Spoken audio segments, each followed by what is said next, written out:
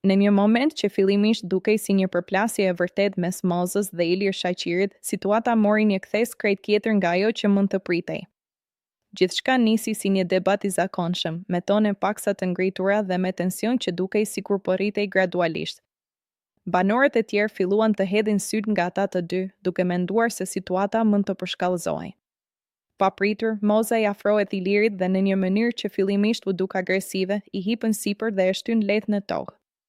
Për një moment, të gjithë mbeten të shtangur, pasi pamja krijonte idenë e një konflikti fizik.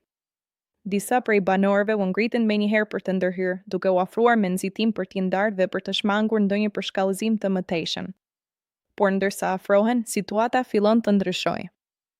Në vend të një përleshjeje të vërtet, Moza fillon të qeshë dhe Iliri gjithashtu nuk duket as pak i tensionuar. Ajo vazhdon duke bërë lëvizje lozënjare, madje në një moment i hipën mbi shpinë sikur të ishte një lojë mes mish.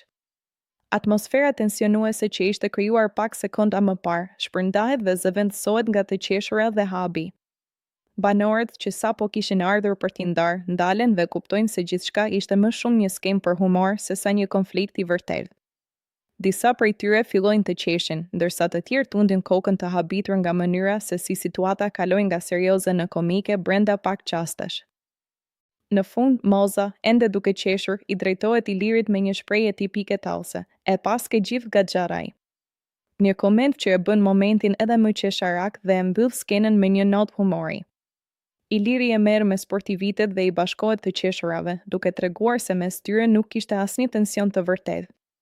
Ky episod mbeti si një nga ato momente që tregojnë se jo çdo përplasje është ajo që duket në pamje të parë. Ndonjëherë, edhe situatat që duken më serioze mund të kthehen në batuta dhe të qeshura, duke i dhënë ambientit një energji më të lehtë dhe më argëtuese.